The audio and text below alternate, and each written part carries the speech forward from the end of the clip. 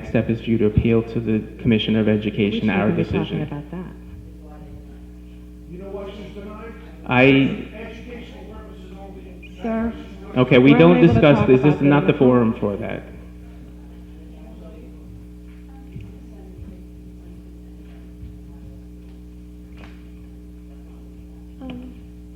So, my name is Vincent Batchford, 740 Beach Street. I had, with everything that you've been going through very quickly, I heard things about musical instruments in the elementary schools. Are there, as Baldwin Friends of Music and Art, are any of those instruments, okay, I've heard Dr. Draper say that they were beyond repair, because, the Baldwin Friends of Music and Art has a Play It Forward program. So if you were getting rid of instruments, as a music teacher, I would not here in this district. Oh, okay. Okay. And also, with the music department at the high school, they've got a really top-notch music program. It would be nice if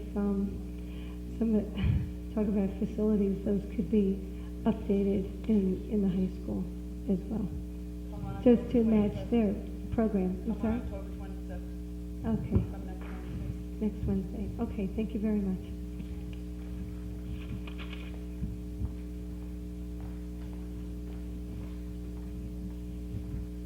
Vita Meriday, Wesley Street, Baldwin, of course. Okay, my initial issue that I wanted to bring up had to do with the school crossing guards, and I have expressed my concerns with regard to this in terms of a public safety issue, which is something we can discuss in this forum. Absolutely. Okay. Except I know we've addressed this issue before, and We it's, haven't addressed it because we still don't have significant numbers of school crossing guards. And if I may, No, presiding go ahead. officer, if I could finish what I'm saying, with Sure. all due respect, please let me finish. Go what I'm ahead. saying. Thank you. I have had conversations with the town, the county, as well as the first precinct with regard to needing to step up our efforts to increase the number of school crossing guards, but I'm also calling on the educators, administrators, parents, et cetera, with regard to how our children themselves are conducting themselves when they are walking on the streets, particularly on Grand Avenue. Because again, I'm a taxpayer. I have no children in this school district, but I'm still a taxpayer, and I attend these meetings, and I attend all these other meetings that are trying to get my taxes reduced so that I can stay in this community. I'm fighting the zombie houses that are growing up in our community. And we have children that don't think it's funny that they can jump in front of cars, not even cross at the light, cross in the middle of the street. We have parents who race through stoplights, and the cops have even taken notice of the complaints to get to a high school to pick up their children. I've almost been cut off twice. So, I am calling on this body here to look into whatever needs to be done to notify the parents, the administrators, or whatever, or to support whatever the first precinct needs to do to increase its number of crossing guards to protect the interests of our students as well as our residents. Because again, it's on somebody's record, but if it comes up in Newsday that somebody's child or grandparent or whatever is hit because they're passing by those bogus signs that say speed limit 20 miles per hour, because between 2 and 4, no one's paying attention to it as they're heading to the high school. And I have followed 2 parents myself coming up Ethel Kohlberg Drive. That's that issue. My other issue has to do with, and maybe I heard it wrong, I concur that we need to get some more focus on the music and the arts, but also I've yet to hear any strong focus on writing. The writing is a concern to me. I know there's some issues with creative writing, and there's some journalism, and I don't know who this Regina Enterprise is. If you can't talk about business, I get it. But I am concerned about the vetting processes for some of these contracts, because again, that's an issue that's now being fought on our government side, but we pay 2/3 of our taxes to the school district. I, as a contract administrator myself, I would be interested to know what is the vetting process with the contract. If I'm already fighting in the county and I'm fighting in the town to make sure that relatives and neighbors are not getting these contract opportunities and they're not being put out for open bid and consideration, I have a problem with that, and I want that addressed.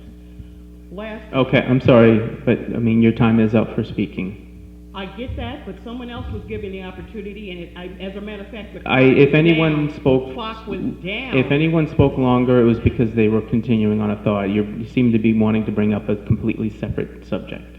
I haven't finished yet because unfortunately, and again, I don't feel I'm getting respected, but you're asking for respect. So don't Well, think I'm that sorry that asking you for don't feel that way. I'm time trying to give you the because respect. time has not been stopped when you've been interrupting me. So, Ms. Maraday, Interrupted I'll you once. let's address the first topic. So, you mentioned the crossing guard. You've mentioned it a few times. What I would suggest is, and I know there's a challenge between you speaking with the first precinct and being sent back and forth. I think that, well, I know that it is the handle of the first precinct, but maybe there's a way, because when it comes to that, involving the PTA, the Civic Association, Baldwin Oak Civic Association, let's see if we can reach out to those contacts and put in that effort that way. Because you're going to come and continue and speak inside as board members, and quite frankly, because it doesn't reside here, we can't do anything about it. But I appreciate your concern because it is our kids, and if we need more crossing guards, it should be addressed. So let's come together, the groups that can play a role, because the PTA can be involved if they feel it's a need, the Civic Association, Baldwin Oaks Association, which I know you're very involved with, and see how we can handle that, to reach out to the precinct collectively and maybe make more efforts that way. Let's push the effort towards the precinct, because over here we can't do anything. What I said was, I've already reached out to the first Right, but now I precinct, think you need and we support need the behind you to collective do it. effort from largely the school, because it is the students who are jumping out in the middle of the street, Yes. one. Two, increasing the amount of litter that's along Grand Avenue, two. And it behooves the money that we're paying in taxes for the school district to do something. I'm not in the building, okay? But I'm on Grand Avenue when I see the young people coming out of the pizza parlor over there by the movie theater, dropping the containers, being completely disrespectful, crossing in the middle of the street over by Checkers, walking along Grand Avenue, playing chicken while they're crossing Forest Avenue. Understood. So So- that is what I am saying, and I've sat here quietly for 3 hours, so to speak, and I would like to be able to finish my thoughts with respect and to have my complete sentences finished and not cut off. Okay, at the same time, we've held people to a 3-minute time limit that allows us to hear from more people, and it allows us to get on with the business of the board, and we have a lot of stuff still to get to. So I would ask respectfully that we have someone behind you that is waiting to speak. I just have one more point. Malloy College, the use of the auditorium, I just want to know, and it was asked before, and the answer that I was given, I was told that the residents in that area by Schubert would be notified when you have other people coming into that area, because it takes up traffic, it takes up parking spaces, and again, the majority of the residents that live in and around Schubert do not have children. So sending it in the lunchbox or pinned to their coat is not going to notify those residents that you're going to have people who are going to be parking and loitering around in that area. Now I'm done. Thank you. Thank you. Good evening, Lawrence and Palmer, 145 Delaware Avenue, Freeport. I'm actually want to address the limitations on the public's participation in what's supposed to be an open public forum. Okay. I remember several years ago when quite a few community members were unable to basically voice their concerns and got the board to approve the early comment session and the later comment session. And before this year, it was the case that people were allowed to speak, giving deference, of course, to the people behind them. But suddenly it seems to be that people are limited to 3 minutes only. Now, that may be convenient for the board members on certain circumstances. But if the board wants to get the input from the community, and one example of that, you're trying to get the surveys done, you need to hear what the people have to say, even when you don't like it. You need to hear what the people have to say, even when you don't like it or when you disagree with it. Mr. Kugelmas gets up here every board meeting and makes comments that I'm sure most board members do not agree with. However, he has the right to speak at the public forum. So I would recommend that rather than cutting people off or putting an arbitrary 3-minute time limit, that you permit people to speak when they have concerns. It shouldn't be just arbitrary. Don't just set a time limit like that. Let the people speak when they have concerns. Listen to their concerns, hear their concerns, and address their concerns. Please do not set arbitrary time limits. Listen to what the people have to say. Thank you. Thank you, Mr. Palmer. Okay. This comment period is now done. Seeing no one else at the microphone, we're going to continue on with the business of the board. Mr. Press, we just wanted to just make quickly response to you, Mr. Palmer. I think there's two issues. One is in terms of actually being heard, we've had discussions about how the comment section should be, so because of what you're saying, and I'm sure we can look into that. But in terms of also, just to be clear, as Mr. Press mentioned, when the conversations are around personnel matters, as you can be quite aware, those are the areas that are most appropriate. The other aspect, I understand your point, but in terms of bringing up personnel matters and disrespect, that is where there is a bigger concern. We can't set that precedent either. However, in terms of being heard, I understand where you're coming from, and that discussion can happen with the board collectively to evaluate. I do understand. I appreciate when there are things that can't be discussed in public. People's names, I understand that.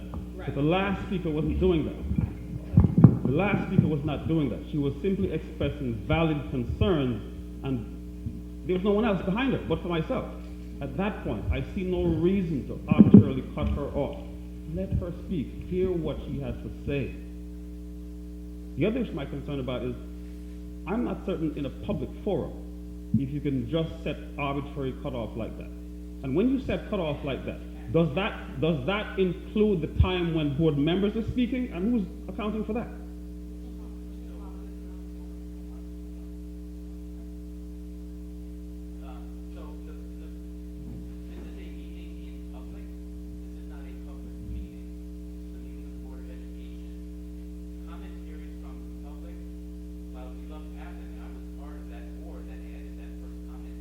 I remember you objected to it. I don't recall it. I don't think I did object.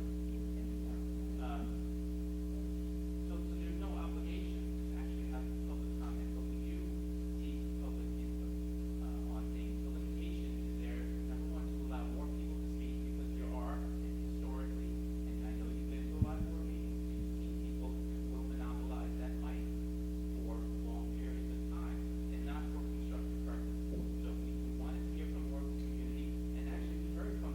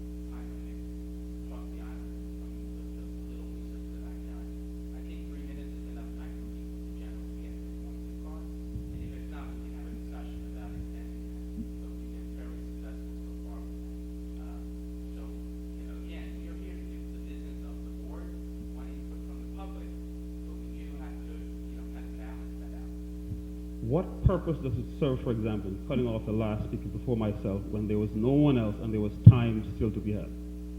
Because we set a limit of 3 minutes on each meeting, that's, we as a board set a time. And if, you know, we start making exceptions, then there's no rule, if you make exceptions. Simply because there's a rule.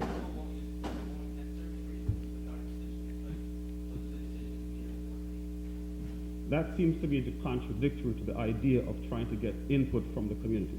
So if you're trying to set up subcommittees to ask the public what they want and what they want to say, yet when the people come to the meeting to speak to you directly, you don't let them, that seems to me to be contradictory.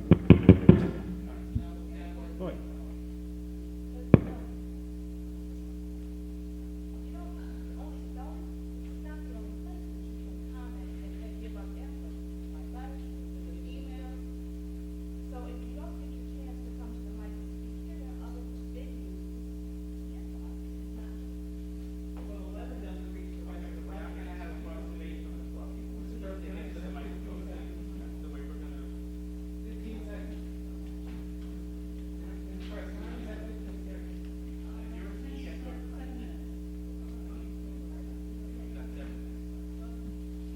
My name is Derek Josie. I live on 911 Wallace Avenue. I wanted to come here tonight to really get involved and to know exactly how the board is handling business and to hear thoughts of other people. I hear a lot when things get tough to discuss that's a conversation we have to have later. That's a discussion. Then when people are passionate about what they need to speak about, you engage in a conversation, and then, you know, regardless of what you're saying 3 minutes. I understand that. But a lot of times, people are talking, they're bringing up issues that you may not be able to answer right now, or the rest of the panel can sit back and engage in conversation, try to figure out an answer to somebody. But when somebody said, the problem with a lot of things in society right now, when somebody says send an email, send a letter, you have a choice whether you're going to answer that and when you're going to answer that. So when you get an opportunity to stand and speak in front of the board, you want to get an answer of some sort. You want to get a hope that your issue is going to be addressed. So I'm just saying that I hear a lot of conversation for later, a discussion, but the last thing with the email and the letter, I sat in front of a lady 2 weeks ago, and she told one of the state senators that she sent letters to him. She sent oh yeah, you see, but I was right behind you, and you was upset, and I was upset for you because it didn't get answered. Sometimes, you know, we forget the sensitivity of talking to people directly. So I don't want to hear the whole thing about send a letter. Yeah, a letter is fine.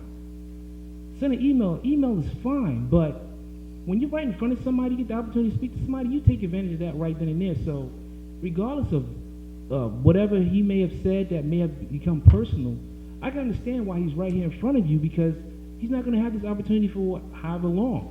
All I'm saying is that I hear conversation, I hear discussion for later. This is my first time here.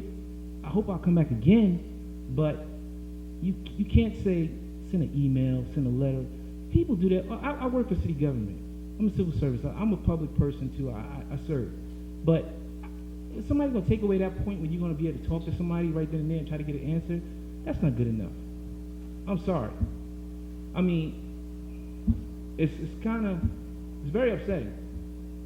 It's very upsetting. I know you're trying to do the best you can, but a lot of times we're not all going to get a chance to speak to you all like this in one time. That's all I got to say.